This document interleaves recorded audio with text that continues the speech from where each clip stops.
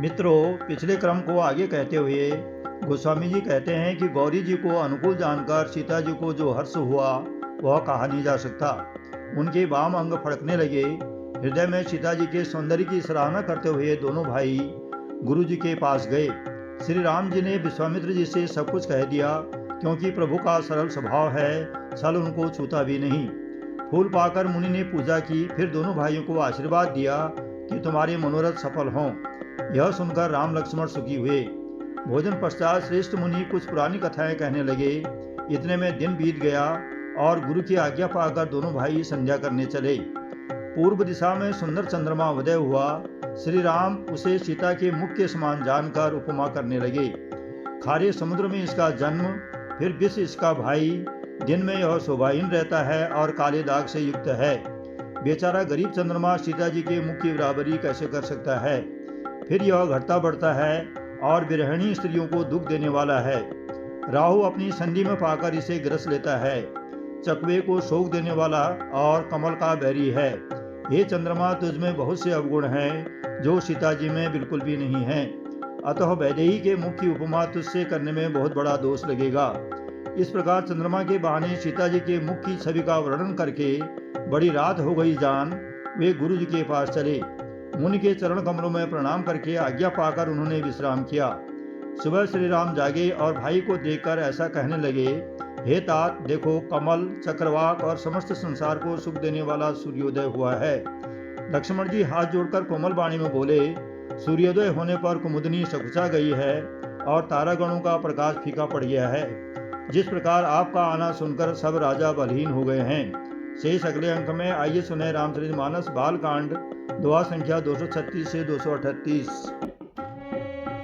जानि गौरी अनुकूल सियहि हर्ष न जाए कहीं।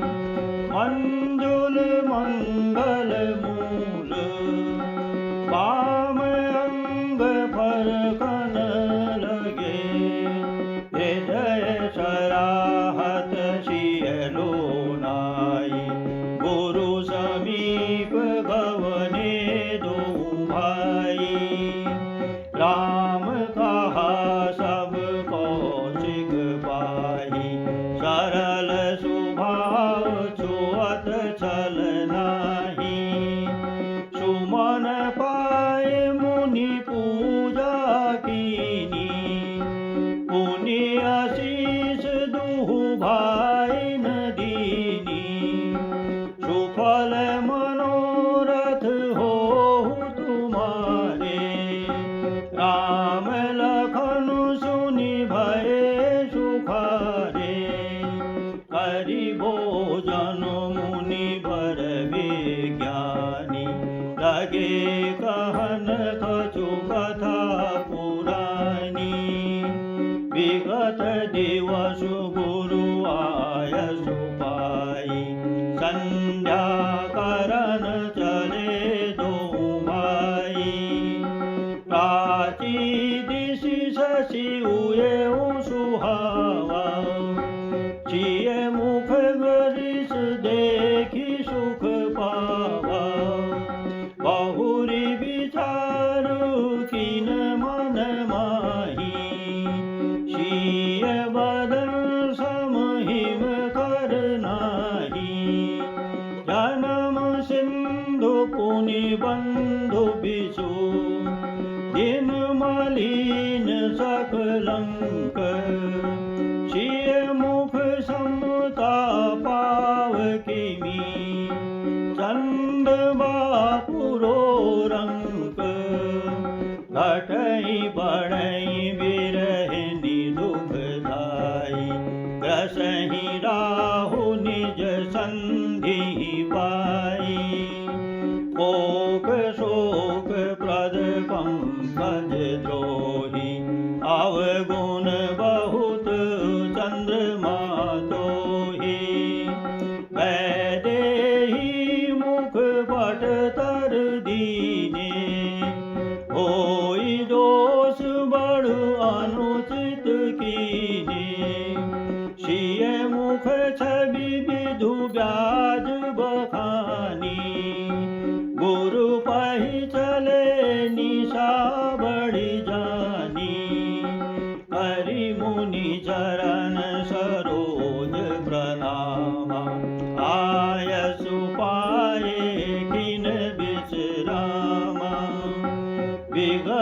निसार रघुनायक जागे बंधु बिलो की कहन हस लागे ओए ओ अरुण अवलोकहु ताता पंकज कोक लोक सुख दाता बोले लखनऊ जोरी जुग पानी प्रभु प्रभाव सूचक मृदुबानी अरुणोदय सकुचे कुमुद उडगन ज्योति मलिन जिमि तुम्हार आगमन सुनी